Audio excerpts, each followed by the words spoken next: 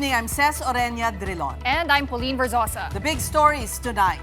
The Marcos administration shifts its campaign on energy conservation and a so-called oil diplomacy as the impact of the Gulf War lingers. That's as another big-time fuel price hike takes effect again tomorrow. And the Philippine peso continues to take a beating as the Middle East conflict enters its fifth week. For the seventh time now, the local currency slides, hitting its worst close so far today at 60.69 against the US dollar.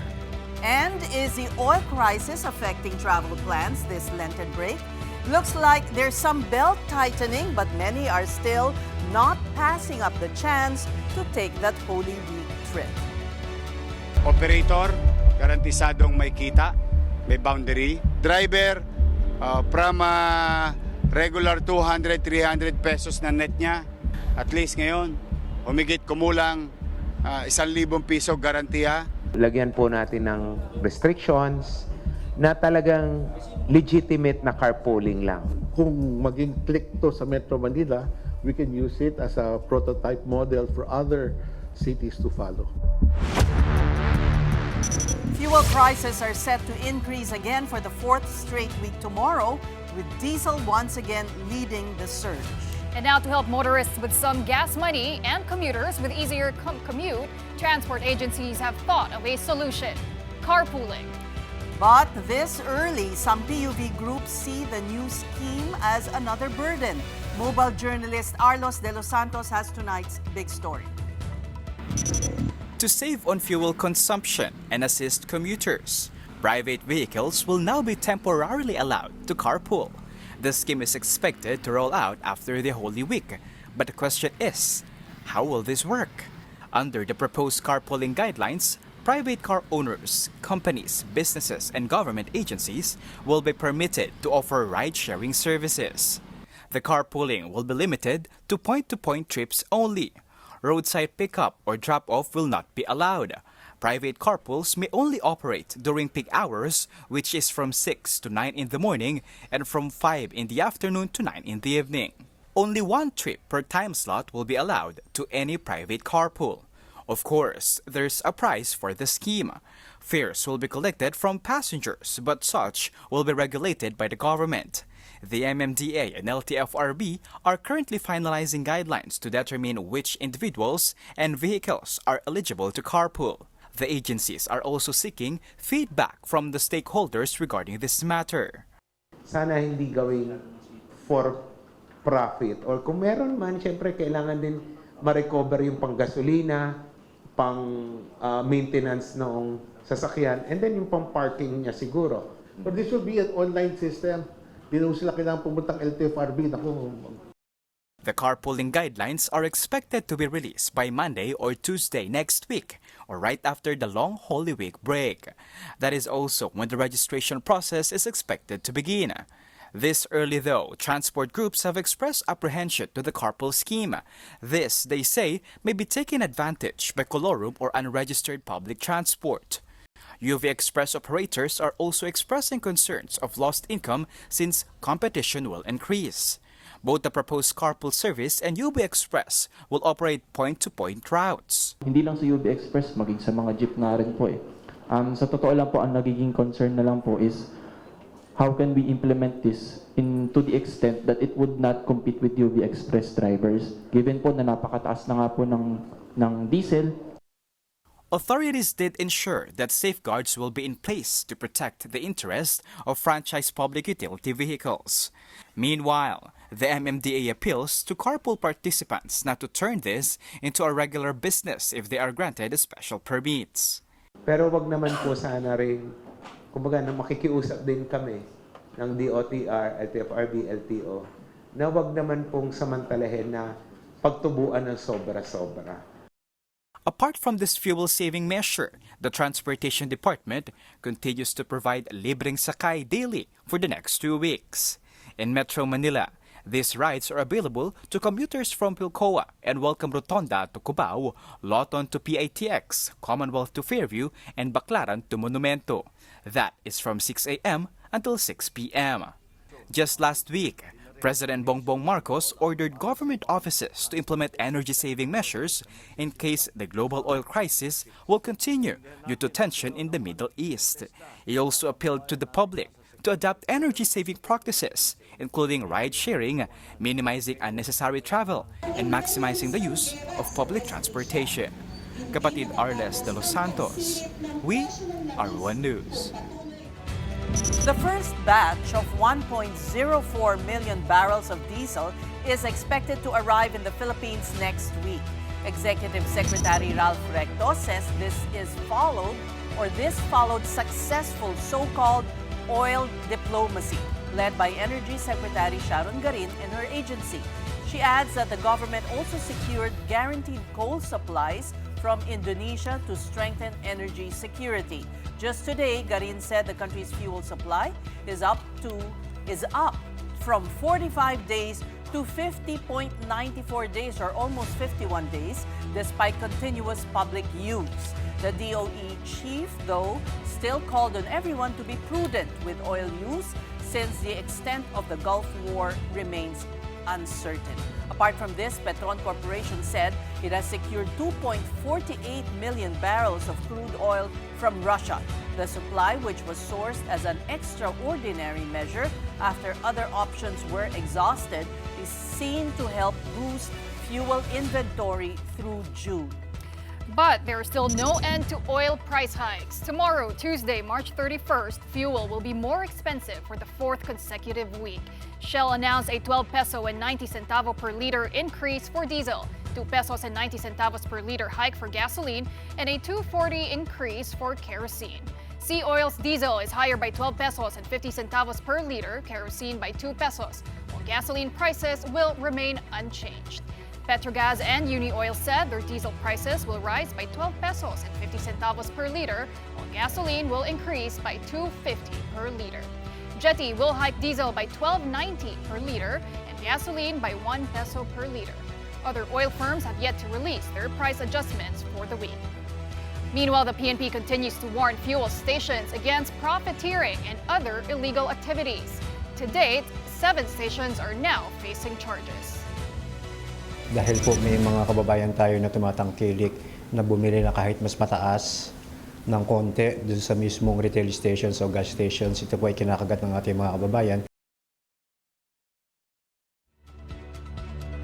Meantime, the Department of Labor and Employment has set aside 1.2 billion pesos in aid for workers most affected by high fuel prices. The funds will be used for the TUPAD and DOE Integrated Livelihood Program, targeting transport workers, farmers, fisherfolk, and overseas Filipino workers. And to tell us more about it is Labor OIC Undersecretary Benedicto Ernesto Bitonio Jr. Good evening, sir, and welcome to the Big Story. Good evening, Ces. Good evening, Pauline, and good evening to our televiewers. Please tell us how the fund will be apportioned. Sino-sino po ang mga magbebenepisyo dito? We will be using, first of all, our existing guidelines under the TUPAD and the Integrated Livelihood Program. And under TUPAD, the target beneficiaries will be those who are displaced by the ongoing energy emergency. This is a cash forward program, and it will be implemented in our regional offices.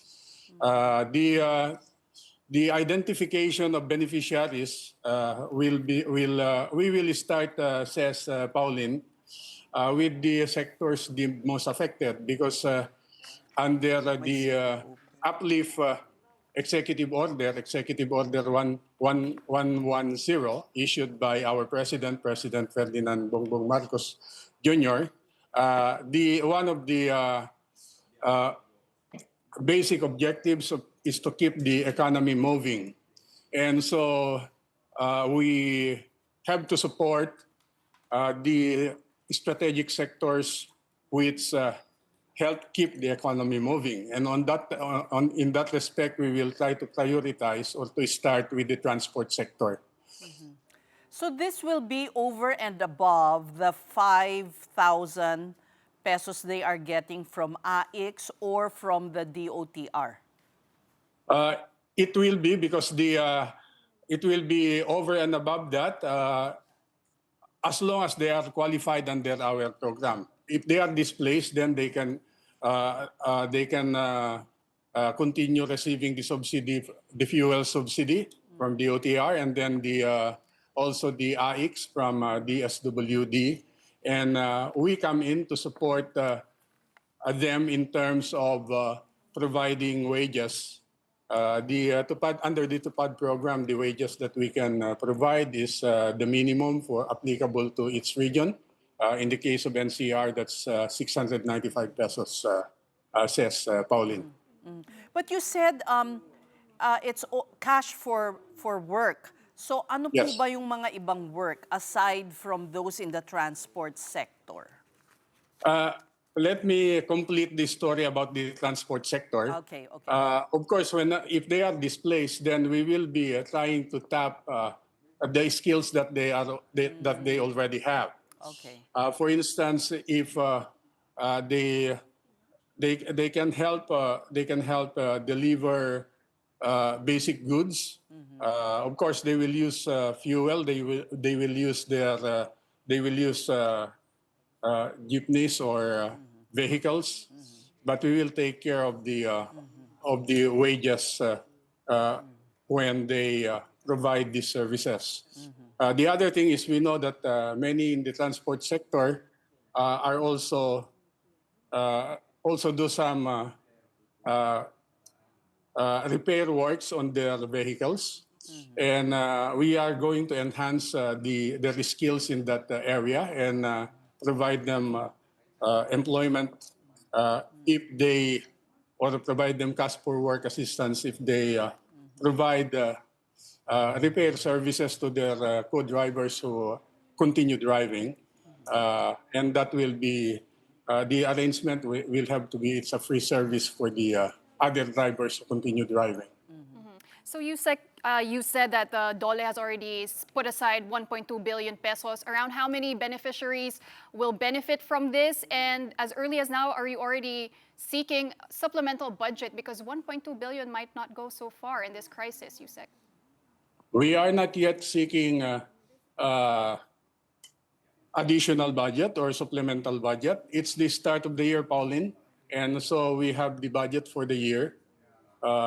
So under the TUPAD and the DILP program of the department, we have about 25 billion budget for this year, and we are going to try to fully utilize the budget that was given us by under the General Appropriations Act. Not necessarily for for displaced workers as a result of this energy emergency, but also all vulnerable workers, Pauline. And around how many workers is that, Yusek? It will depend on the number of days that they will be working. Under our, let's say, under our emergency employment program, we usually have 15 or 10. The minimum is 10 days, and then we can go up to 90 days. So we are talking about man days rather than the number of beneficiaries. So it will really depend on the number of days that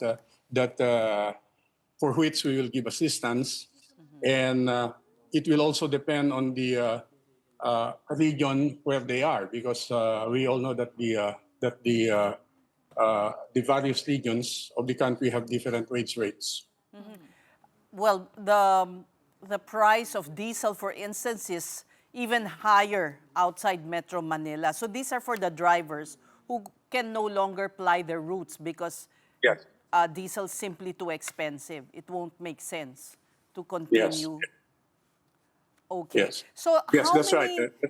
if you're saying... And just to add, says this type of assistance does not preclude, as I've mentioned earlier, does not preclude other types of assistance. So that so at the moment we are coordinating with various agencies under the direction of the Office of the Executive Secretary, the Office of the President, and the PMS, the Presidential Management Staff, so that we can converge the assistance that we can provide, particularly to those who are directly affected by the ongoing energy emergency. And how soon will this be able to be rolled out? We are targeting after the Holy Week, Ces.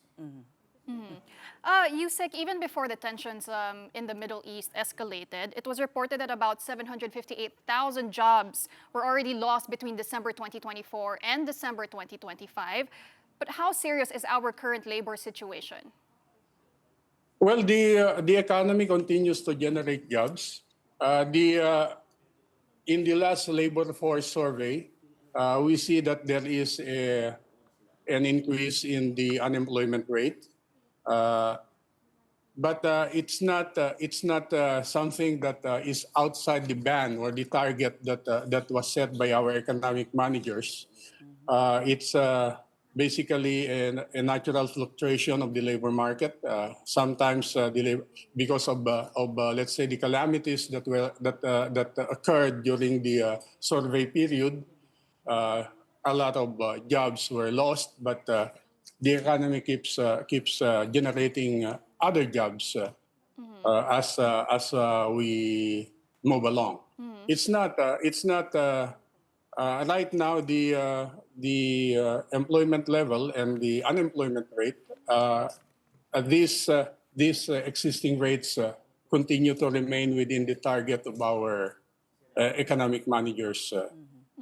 But Pauline. so far, Yusek, which sectors are showing the most job losses, and are there any industries already that are recovering quite better?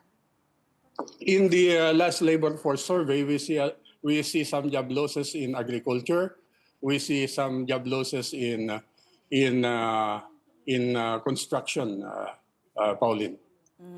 In relation to construction, we are intensifying our job fair assistance so that those who are affected by displacements in the construction sector can or can find other opportunities within the sector, whether in their own regions or outside their own regions, Pauline. What about your assistance, USEC, to farmers, fisherfolk, and OFWs? Those are three different sectors, Pauline. So, with respect to OFWs, the primary agency responsible for that would be, of course, the Department of Migrant Workers, and we are coordinating very closely with them. So far, we have an updated data on the names of the OFWs who have been repatriated.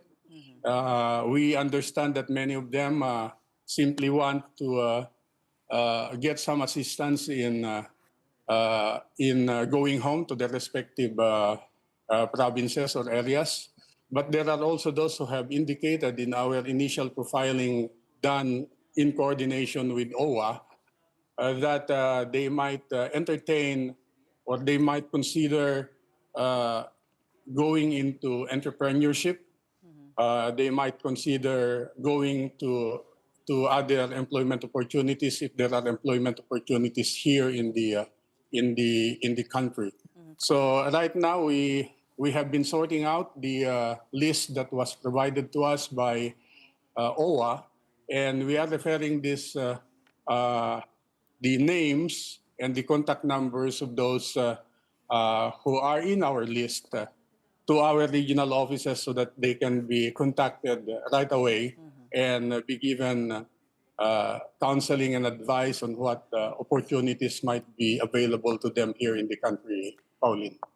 And for the farmers and fisherfolk USEC, is this for the DA, or are you also giving some assistance in DOLE? With respect to the fisherfolk, we have been giving assistance by way of emergency employment assistance to fisherfolk even before the energy emergency. In some areas, fishing areas, we know that these are seasonal. And during the off-season, we provide emergency employment and livelihood assistance to these workers who are who are not who do not go out to sea during those closed seasons. Now we are going to, of course, intensify our efforts in that area because we expect that there will even during in season there might be some displacements because of the perhaps because of the inability to get continued fuel supply, or because simply that the operators can no longer afford uh, to uh, to uh, go out to sea as often as they would want to. Well, Yusek, amid the rising costs in transportation, in fuel, there are different ideas being floated around. Among them is the work from home setup. Is DOLE recommending that once again, just like during the pandemic? Insofar as the private sector is concerned, we encourage our business sector to adopt work from home arrangements. As I've said earlier, Pauline, we've got to give our contribution in keeping the economy moving, and so with respect to the what does that mean in terms of labor and employment? We have to make sure that people continue working. One way of getting them to work is to secure the means of transportation. That's why we are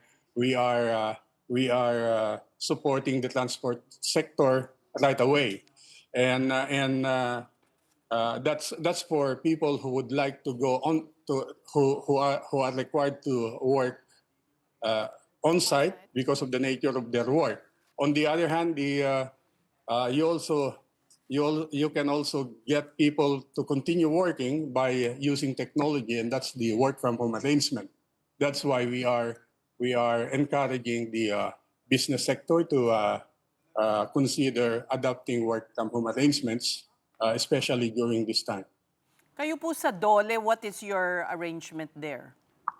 Our arrangement there ay nagkonsulta kami sa mga regional offices, and our arrangement now is a combination of a 4-day work week and a hybrid arrangement where you have a 5-day work week with 1 day being a work from home arrangement. Yusek, what about the possibility of a wage hike during the strikes, the demonstrations we saw in the past week? Transport workers, other members of society are asking for a 1,200 peso minimum wage. Is that feasible right now, Yusek? The matter of minimum wage increases is something that falls within the mandate of the regional tripartite wage and productivity boards under the Department of Labor and Employment. So what is needed, especially at this time, says Pauline, I think would be policy stability. And we would like to use the existing mechanisms on minimum wage determination to address those questions, or to address the petitions that are being, or the demands that are being ventilated by the labor sector. So if there is a petition for a wage increase filed with the Regional Tripartite Wage and Productivity Board, to be sure the Regional Tripartite Productivity Boards will act on them. So far, we have annual cycles of wage increases, and if you recall, in 2023, President Marcos directed the wage boards to make sure that there is regular and periodic review of minimum wages, and that's what we have done. Every year we have convened the regional tripartite wage and productivity boards in a way that adjustments can be made right after the 1-year anniversary of the previous wage order. In the 2025-2026 wage round, the all the regional tripartite wage boards have issued adjustments in minimum wage. And in fact, Region 4A, which issued its minimum wage in October of 2025, it ranging from between 25 pesos to 100 pesos, given in two tranches. The first tranche was effective in October 2025, and the second tranche will be effective April 1 this year. The region that that will be first to convene its regional wage boards and to start consultations among the 16 regions we have, or 17 now, if you include BARM, would be NCR. And the 60-day period prior to their anniversary date of July 19 will be on May 19. So right now they are again preparing for the process of convening the wage board. All right, we thank you for talking to us. That was Department of Labor OIC USEC Benedicto Ernesto Bitonio Jr.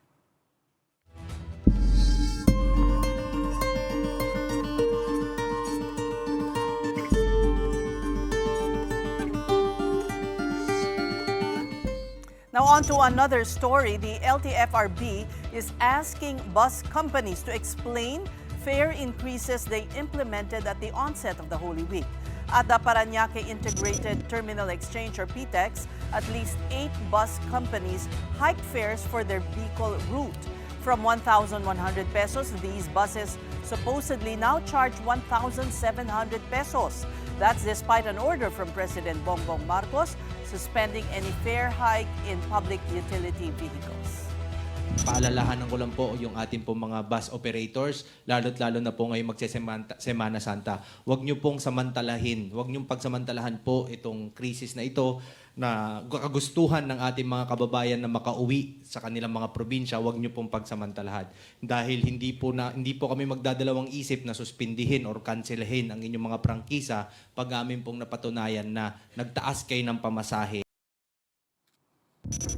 Meantime, there have been reports of a reduction in trips because of high fuel prices. These are to destinations that include Batangas, Pangasinan, and Nueva Ecija. In several terminals, departure times are not being posted, with companies taking their time to load buses until full. And over at the Manila North Harbor, trips will be round the clock until Monday, Thursday, April 2. But on Good Friday, April 3, the port will only be open from 5 a.m.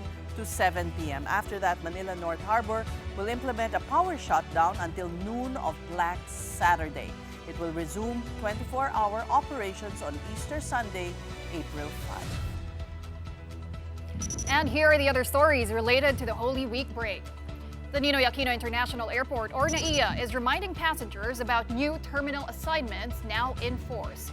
As of yesterday, flights of Shenzhen Airlines, Royal Brunei, Air China, Vietnam Airlines, and China Eastern have been transferred to Terminal 3. Air Asia international flights, meantime, are now at Terminal 1. And starting Wednesday, April 1st, Japan Airlines will also operate its flights from Terminal 3. And on roads leading to the country's main gateway, motorists can use the NAIA Expressway westbound off-ramp, which could cut travel time to 5 minutes from the usual 40 minutes. In the meantime, the Metro Pacific Tollways Corporation has placed its expressway network on full alert for the Holy Week travel rush. MPTC is implementing the Biyaheng Arangkada program from March 27 to April 6, 2026.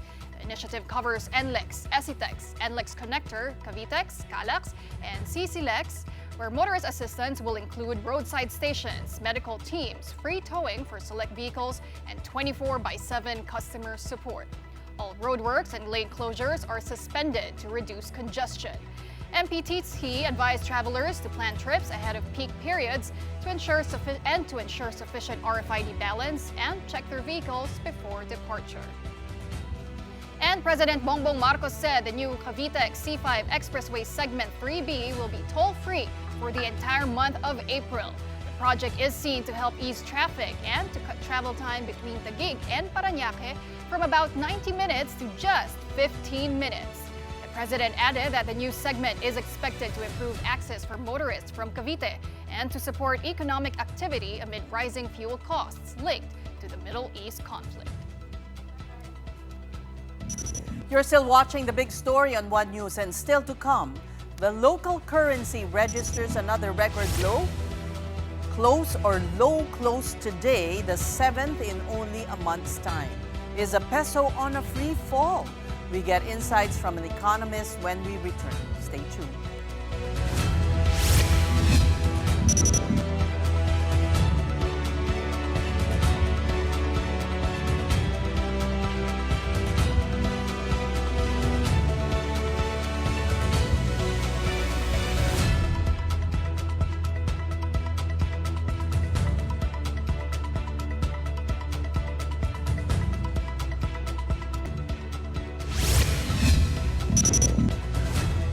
Welcome back to the big story.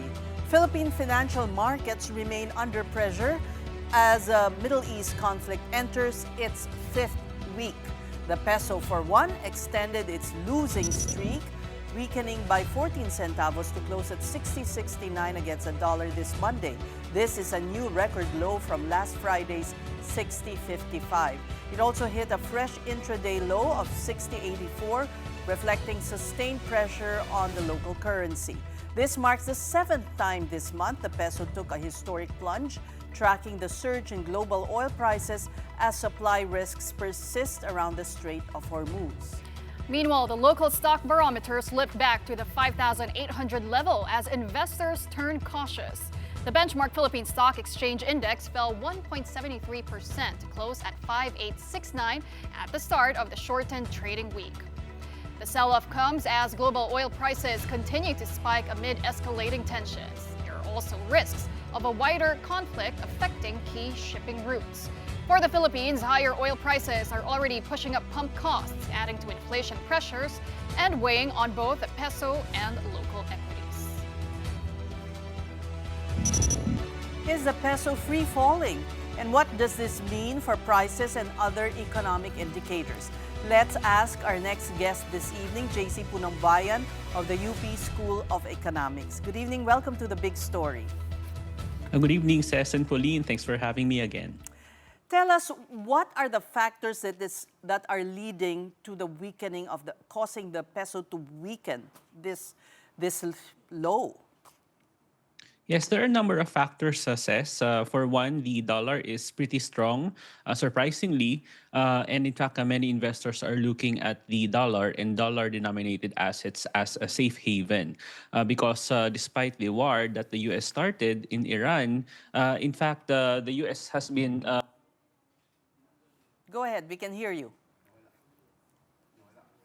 Okay, we're losing you. Sorry. Am I back? All right, yeah. So you're saying Okay, it's sorry. really the dollar is strengthening. Yes. Okay. And many investors are flocking to U.S. dollar-denominated assets. So that drives up the demand for dollars. For example, if you're an investor in the Philippines and you see that the U.S. has actually weathered this war in the sense that they are, in fact, the top oil exporter these days. So despite the global challenges, they have been quite resilient despite the war that they started. So investing in dollars and dollar-denominated assets is quite safe. People are flocking to the dollar, and therefore the dollar has been strengthening against the peso and many other currencies in emerging economies. So nothing caused by internal factors. Well, that's the other thing, Ces, because the Philippines, as we all know by now, imports almost all of its oil from abroad. And the thing is, if you import so much from abroad, so the import bill goes up, and that goes up even more with the weaker peso, then that will, in fact, put added pressure on the peso to depreciate. And in fact, the slide of the peso in the past couple of days has been quite fast. I was quite surprised myself that it's going this fast. But you have to remember that the crossing of the 60 pesos threshold, it already incorporated the interventions of the Bangko Sentral ng Pilipinas. In other words, they have already been selling dollars in the market so that we can avert or delay that crossing of the threshold. But they can only do so much, so now they're letting the market determine the exchange rate more and more. Do you foresee a further weakening? Free fall I na nga do. ba? I do, but it really depends on when this war will end and the developments in the coming days and weeks. If the conflict lasts for months or even a year or more than a year, then I'm afraid that things will really get a lot worse than this. Well, I remember last week, JC, you were talking about how the peso breaching the 60 level mark is somewhat a psychological barrier, right? But now that it's depreciating as fast as it is, I mean, how concerning is that? And what should the BSP be doing? What interventions should the government be doing if we find ourselves in this kind of situation? Well, the depreciating peso is a problem insofar as it will make us import inflation a lot more. And importing inflation means that anything that we import from abroad, whether that's oil or rice or whatever, will become a lot more expensive. That's why I'm quite worried about the upcoming inflation statistics. The next one for March 2026 will be coming out after Holy Week on April 7. So dun magkakaalaman kung gaano kataas yung inflation. I think DepDev is already foreseeing double-digit inflation by May. Could be a lot worse in the worst case scenario. For example, if the world oil price breaches $200 per barrel. So I'm quite worried about that because there's the direct effect of higher fuel prices in the Philippines. But I'm more worried about the indirect effect once we feel inflation creeping into the price of basic commodities, which will definitely affect the poor more than other sectors of society. You have been quite critical of the government's response. You said the government was too reactive. How can it be more proactive, and what fiscal measures can still be resorted to by the government?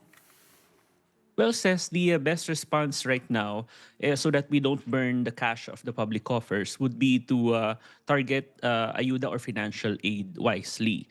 This is still the best response that we have right now. But I'm quite worried about the populist policies that have been put in effect recently. For example, the new law that President Marcos signed that allows him or authorizes him to suspend fuel taxes because I have a paper from last week showing that in fact when you reduce the or suspend the fuel taxes, it's the rich that will benefit the most. And if we lose that revenue, then our capacity to give ayuda or financial aid to our citizens, especially the affected sectors, jeepney drivers, fisher folk, farmers, etc., will be compromised. So that's one red flag. The other red flag is the bill that was proposed by Senator Bam Aquino today, I think, proposing price controls when it comes to gasoline and diesel. I think that's a surefire way to ensure that shortages will ensue if that comes through. Okay, so what's the alternative if you're leery of a suspension of excise taxes? What can be done? Where will the money for the ayuda be sourced? Well, the ayuda will be sourced precisely from the fuel taxes. So we must not let that go because it's beneficial for the rich and at the same time will lose so much revenue. And remember that the Philippine government already incurs a chronic deficit, meaning that it spends a lot more compared to what it earns, about 1 trillion pesos every year. So I'm afraid that the government will not be able to meet its revenue targets this year. And there's so much demand for many social programs that we will not be able to spend on if we cut these taxes. But you know, that's a very populist demand or move. I understand, right? yes. Because all the jeepney drivers in their rallies, they're asking for a suspension of the taxes. How about if it were the VAT? Would that even be more complicated? Because at least the VAT is spread out. Yes, there are proposals to suspend the VAT, although you have to note that the effect on revenues or the revenues that we collect from the VAT on petroleum products is a lot smaller compared to the excise tax because the base or the value of fuel that is taxed by the VAT, it actually, you can expect that as the price of these products increases, then the VAT collections will also increase compared to the fixed amount of the excise tax, which is 6 pesos per liter for diesel and 10 pesos per liter of gasoline. However, you have to remember that as the price goes up and is projected to go up, then the consumption or the demand for these products will also go down. So therefore, there's only a small amount of revenue that you can expect as consumption goes down. So are you yeah. Sorry to interrupt, but are you saying problem. President Marcos is right in taking his sweet time in not suspending the taxes, excise taxes? Well, I think that's where they are coming from. But in the paper that I published last week, I also compared the effects of removing or suspending the excise tax on gasoline versus diesel. And what I concluded from the data analysis is that it's more justified to remove the tax on gasoline rather than on diesel because the share of gasoline spending across the income groups in the Philippines is actually quite stable. Medyo pantay-pantay siya across the income groups. But for diesel, it really goes up as you become richer because you own all of these vans, SUVs, etc., which consume, which run on diesel. Kaya umaaray nga yung may mga Alphard, yung mga may Nissan Terra, etc. Ayun. So it's really pro-rich removing the tax on But diesel. JC, you have to agree na yung 5,000 na binibigay is simply not enough. I agree. And that's exactly why that's a separate issue entirely. The efficiency, the amount of ayuda, and also the efficiency by which we give the ayuda. So even if there are such inefficiencies, it doesn't remove the fact that removing the excise taxes will be more beneficial for the rich. So I think that's a separate issue. Of course, I already did a number of studies on this as well. The ayuda culture that we have in the Philippines, the inefficiencies and the leakages. I think there's a case to be made that the Marcos administration should fix and beef up these ayuda systems as soon as possible. They're doing a lot of stuff when it comes to ayuda, but there's so much room for improvement. And I think it's entirely doable if they make it a lot more efficient and they increase the amounts. I agree that they're not nearly enough to tide over this crisis. And the crisis, we don't know until when this will last. And finally, before we let you go, JC, you said that this proposed measure of Senator Bam Aquino on a fuel price cap might not be so beneficial. Walk us through some of the dangers of that, because it also is a populist measure. People are asking for a price cap on fuel because it could reach 200 pesos before we know it per liter. As you know, Pauline, the saying, the road to hell is paved with good intentions.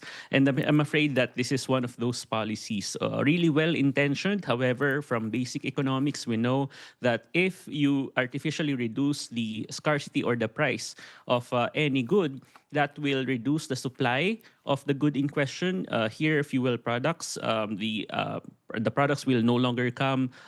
We are unable to import them when this takes effect. And then the demand also increases because people see that, oh, it's cheaper. So they line up at the gas pumps, etc. So the combination of increased demand and lower supply spells a shortage. So I will bet on that shortages will ensue once this comes through. All right. We thank you for your insights. JC Punong Bayan of the UP School of Economics.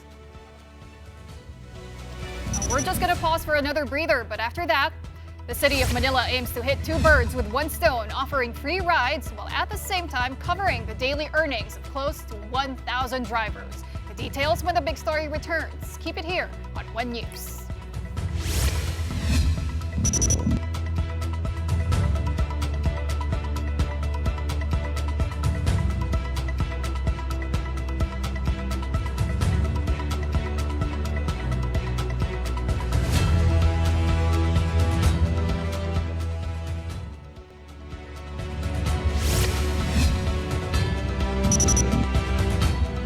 The Big Story is back with more stories making headlines at the start of the week. We begin with the Supreme Court accepting the review of a COMELEC ruling that cleared Senator Cheese Escudero. That's over a 30 million peso campaign donation from government contractor Lawrence Lubiano. In a February 18 resolution, the High Court granted the review petition of a certain John Barry Tayam. Back in November last year, the COMELEC's Political Finance and Affairs Department said Escudero and Lubiano did not violate any law. Lubiano heads Centerways Construction, one of the government's top flood control contractors. The poll body has since maintained there is no sufficient proof the donation to Escudero came from the company. And still on the High Tribunal, it dismissed a petition filed by former presidential spokesperson Harry Roque seeking to block a House order compelling his participation in a probe into offshore gaming. The SC said the case had become moot after the 19th Congress adjourned. Meantime, several groups have filed graft and misconduct complaints against former executive department officials Adrian Bersamin and Trigiv Olaivar before the Office of the Ombudsman.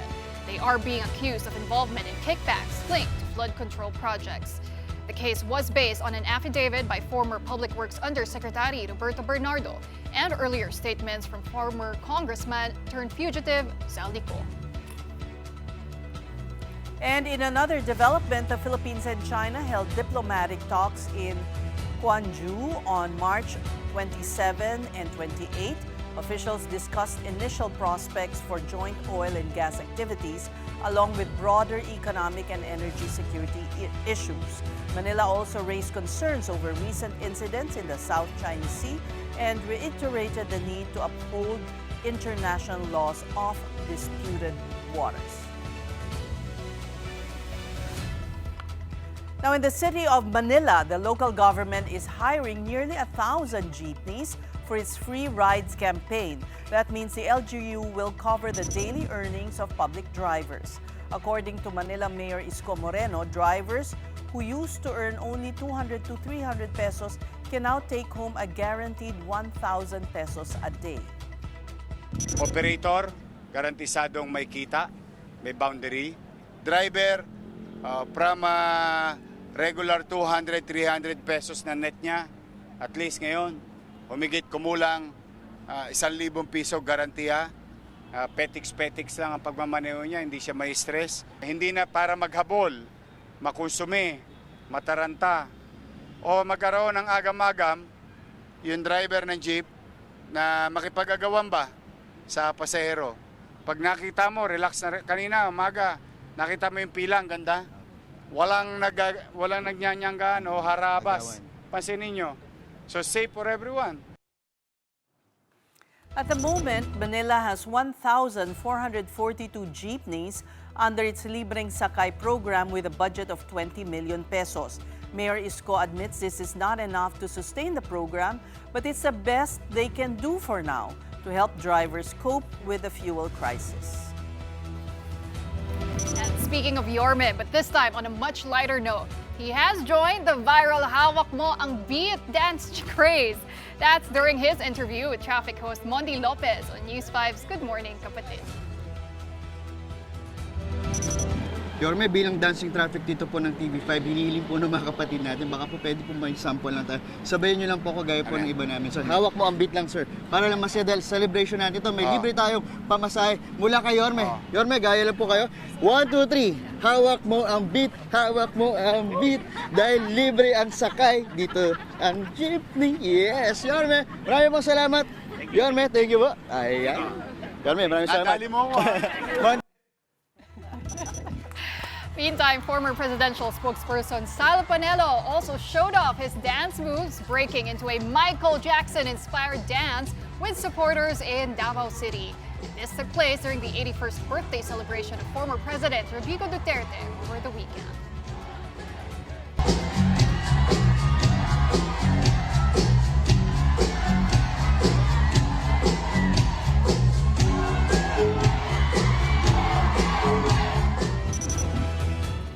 So who's your choice? Isko Moreno or Sal Panelo? Ako, Ces Oreña-Drilon.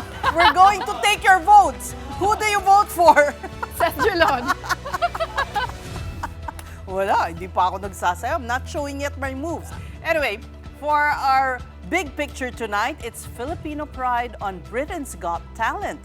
That was incredible to watch. Did Yeah. you see his A performance? portion. Kasi sabi mo, maiiyak ka eh. Maiiyak ka talaga. Naiiyak ako. Naiiyak ka. It was something else. Pero wait, yes. let me know your backstory. Yeah, you know, I met Matty years ago before the pandemic. He was my teammate in a karaoke quiz night. It was like a rock karaoke contest. So we became teammates. Matty Hunyosa. Kumakanta ka rin doon.